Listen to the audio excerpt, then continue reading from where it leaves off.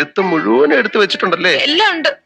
ഞാൻ തൊടുന്ന പൊട്ട്, ഞാൻ ഉടുക്കാറുള്ള ഉടുപ്പ്, എന്റെ കയ്യിലെ കുപ്പിവിളകൾ, ഇല്ല എന്തൊരു ഭംഗിയാണ്, എന്തൊരു ചേർച്ചയാണെന്നൊക്കെ പറയാറുണ്ടായിരുന്നു പണ്ട്. വ്യത്യസ്തമായ ലവ് ലാംഗ്വേജ് ഉള്ള രണ്ട് വ്യക്തികൾ വിവാഹം കഴിക്കുകയും അവർക്ക് അങ്ങോട്ടും ഇങ്ങോട്ടും പാർട്ട്ണറിന്റെ ലവ് ലാംഗ്വേജ് തിരിച്ചറിയാൻ പറ്റാതെ വരികയും ചെയ്തു കഴിഞ്ഞാൽ ഉണ്ടാകുന്ന പ്രശ്നം മാത്രമാണ്. ഒരു വ്യക്തി പാർട്ട്ണറോട് സ്നേഹം പ്രകടിപ്പിക്കുന്ന ഒരു സ്റ്റൈൽ, ഒരു മെത്തേഡൊക്കെ ഉണ്ടായിരിക്കുമല്ലോ, അതിനാണ് ലവ് ലാംഗ്വേജ് എന്ന് പറയുന്നത്. ലവ് ലാംഗ്വേജ് പൊതുവെ 5 വിധത്തിൽ കാണാറുണ്ട്. ഒന്നാമത്തെ എന്ന് പറയുന്നത് വെർബൽ ആയിട്ടുള്ള കമ്മ്യൂണിക്കേഷൻ തന്നെയാണ്. ഡയറക്റ്റ് പാർട്ട്ണർ ചെയ്യുന്നത് ഐ ലവ് യു, എനിക്ക് നിന്നെ ഇഷ്ടമാണ്, നീ ഒരുപാട് സുന്ദരിയായിരിക്കുന്നു, അല്ലെ സുന്ദരനായിരിക്കുന്നു, നിന്നെ കാണാൻ അടിപൊളിയായിട്ടുണ്ട്, ഇങ്ങനെയൊക്കെ പറയത്തില്ലേ, അത് വെർബൽ ആയിട്ടുള്ള കമ്മ്യൂണിക്കേഷൻ ആണ്. രണ്ടാമത്തെ മെത്തേഡ് എന്ന് പറയുന്നത് വർക്കിൽ കൂടി എക്സ്പ്രസ് ചെയ്യുക. പാർട്ട്ണറിന് വേണ്ടിയിട്ട് ചില ജോലികളൊക്കെ ചെയ്തു കൊടുക്കുന്ന ഹസ്ബൻഡ് അല്ലെന്നുണ്ടെങ്കിൽ വൈഫൊക്കെ ഉണ്ടായിരിക്കത്തില്ല. ഇപ്പൊ അടുക്കളയിൽ വൈഫ് ജോലി ചെയ്തുകൊണ്ടിരിക്കുകയാണ്, ഹസ്ബൻഡ് എന്നിട്ട് എന്തെങ്കിലും ചെയ്ത് തീർക്കാനുണ്ടോ എന്നൊക്കെ പറഞ്ഞ് ഹെൽപ്പ് ചെയ്യും, പാത്രം കഴുകി കൊടുക്കാം. മൂന്നാമത്തെ ലവ് ലാംഗ്വേജ് സർപ്രൈസിലൂടെ എക്സ്പ്രസ് ചെയ്യുന്നവരാണ്. ബർത്ത്ഡേക്കോ വെഡിങ് ആനിവേഴ്സറിക്കോ ഒക്കെ പെട്ടെന്ന് പ്രതീക്ഷിക്കാത്ത വിധത്തിൽ ഒരു ഗിഫ്റ്റ് വരിക, അല്ലെന്നുണ്ടെങ്കിൽ എവിടെങ്കിലും ഒളിച്ചിരുന്നിട്ട് പെട്ടെന്ന് ചാടി വീണ് സ്നേഹിക്കുക. ക്വാളിറ്റി ടൈം പാർട്ട്ണറൊപ്പം സ്പെൻഡ് ചെയ്യാൻ പറ്റുന്നതും ഒരു ലവ് ലാംഗ്വേജ് ആയിട്ട് തന്നെയാണ് കാണുന്നത്. മറ്റുള്ളവരുടെ ഇന്ററപ്ഷൻസ് ഒന്നും അധികം ഉണ്ടാകരുത്.